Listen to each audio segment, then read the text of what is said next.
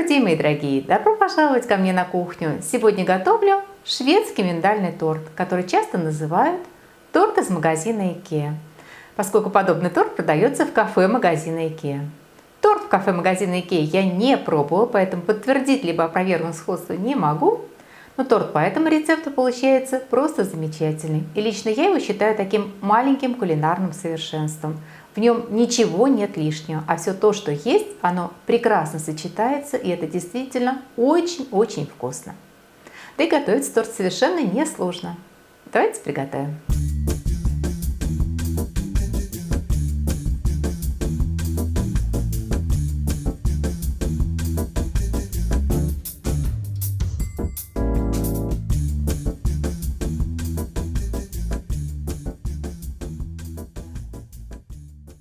Для миндального бисквита по рецепту требуется 200 грамм молотого муку калифорнийского миндаля. Я возьму 200 грамм обычного миндаля и приготовлю из него муку.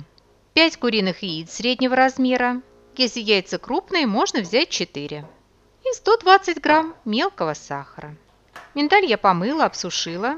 Миндаль обязательно должен быть сухим, не влажным.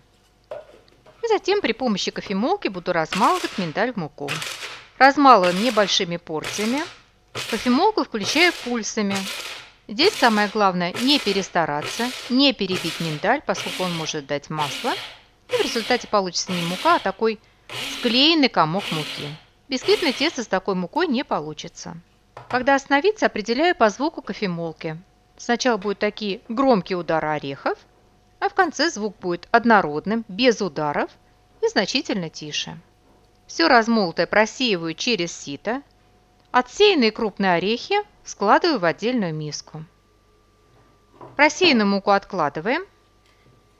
А все, что мы отсеяли, еще раз прорабатываем на кофемолке. В этой массе много миндальной шелухи, поэтому меньше вероятности того, что вы ее перебьете до масла. С ней можно обращаться более свободно, не так осторожно. Эти орехи я просеивать не буду, поскольку здесь много миндальной шелухи. Просто добавляем в ранее отсеянные орехи. Размешиваем. И наша миндальная мука готова. Яйца разделяем на белки и желтки. Белки мы потом будем взбивать, поэтому при разделении следите, чтобы в белки не попало ни грамма желтка. А также очень важно, чтобы емкость, в которой вы будете складывать белки, была чистой и сухой, без следов влаги и жира. К белкам я добавлю щепотку соли, для того, чтобы они охотнее взбились.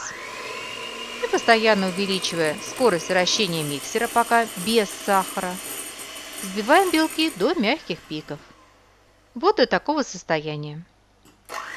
Затем постепенно в 3-4 приема добавляем сахар и взбиваем белки с сахаром до устойчивых пиков. И при этом следим, чтобы практически полностью растворился сахар. При растирании белковой массы между пальцами не должны ощущаться крупные кристаллики сахара. Небольшими порциями добавляем миндальную муку и аккуратными складывающими движениями, двигаясь снизу вверх, замешиваем бисквитное тесто. Замешиваем его точно так же, как и классическое бисквитное тесто. Я на этот раз замешивала венчиком, но можно лопаточкой. Некоторые кондитеры предпочитают замешивать бисквитное тесто руками. В общем, здесь кому как удобно. Вот такое по консистенции тесто у нас получается в результате. Для торта нам понадобится 2 коржа диаметром примерно 22 см.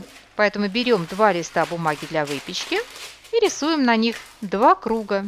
У меня круги получились чуть больше, диаметр примерно 23 см. Раскладываем бисквитное тесто, делим его примерно пополам. И затем вот таким образом размазываем, распределяем тесто по намеченной форме. Выпекаем коржи в предварительно разогретой до 170 градусов Цельсия духовке. Я буду печь 2 коржа одновременно на 2 противнях. Первый противень ставим на вторую снизу полку, второй на вторую сверху. В таком положении печем 10 минут, а затем противни меняем местами. И печем еще 10 минут. То есть в общей сложности бисквиты будут печься 20 минут. Готовность определяем легким надавливанием на середину. Если палец не проваливается, бисквит готов. Свежеиспеченный бисквит прямо на бумаге снимаем с противня. На противень насыпаем столовую ложку мелкого сахара, лист переворачиваем и снимаем бумагу. И в таком виде даем бисквиту полностью остыть. Попутно скажу, что при таком способе охлаждения кристаллики сахара прихватятся к коржу и будут ощущаться в готовом торте. Лично мне это нравится. Если вам не нравится, охлаждайте коржи каким-то другим способом. Можно не снимать коржи с бумаги для выпечки, дать им полностью остыть на бумаге и снять их уже перед сборкой торта. Абсолютно так же поступаем и со вторым бисквитом. Для крема нам понадобится оставшиеся от разделения яиц желтки 5 штук, 100 мл жирных сливок жирностью 30% и выше. Я обычно беру 35% сливки, 80 грамм сахара и 225 грамм сливочного масла. Сливочное масло оставляем на рабочем столе, оно должно согреться и стать мягким. Сливки нагреваем до очень горячего, практически до кипения. Желтки слегка взбиваем с сахаром. В первую очередь просто разбалтываем желтки, пока сахар не добавляем. А затем постепенно добавляем сахар и взбиваем.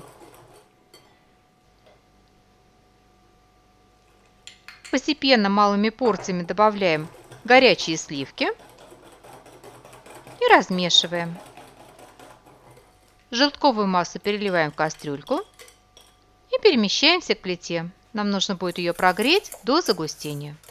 Прогреваем на быстром огне при постоянном, довольно интенсивном перемешивании. Поскольку здесь у нас нет ни муки, ни крахмала, желтковая масса будет загустевать не так быстро, как обычно. Потребуется примерно 7-10 минут. Температура не должна подниматься выше 85 градусов Цельсия, для того, чтобы яичные желтки не свернулись. Вот такой у нас получился заварной крем. Линия, оставленная на тыльной стороне ложки, не стекается, остается четкой. Это значит, что крем достаточно загустел. Сразу же переливаем заварной крем в отдельную миску и даем слегка подостыть. Примерно до 40 градусов Цельсия. То есть он должен остаться достаточно теплым. Постепенно порциями добавляем сливочное масло в крем и хорошо прорабатываем миксером до однородного состояния. После того, как все сливочное масло будет добавлено, еще раз хорошо прорабатываем, взбиваем крем миксером до воздушного легкого состояния. Здесь очень важно не перестараться, крем не перебить, иначе он может осечься. Вот такой легкий воздушный крем получается в результате. Убираем крем минут на 20-30 в холодильник, чтобы он подостыл. Для украшения торта нам понадобится 100 грамм миндальных лепестков. У меня готовые. Если у вас лепестков нет, можно взять обычный миндаль, его очистить и затем нарубить ножом. Миндаль поджариваем на сухой сковородке до светло-золотистого цвета. И нам останется только собрать торт. Коржи у меня полностью остыли. Как видите, они совершенно легко снимаются. Ничего здесь к противню не прилипло, не прикипело. Выкладываем первый корж на сервировочную тарелку. С коржа нужно предварительно стряхнуть оставшиеся кристаллики сахара, хотя их можно и не стряхивать. Выкладываем на корж половину всего подготовленного крема и разравниваем. Кладем второй корж.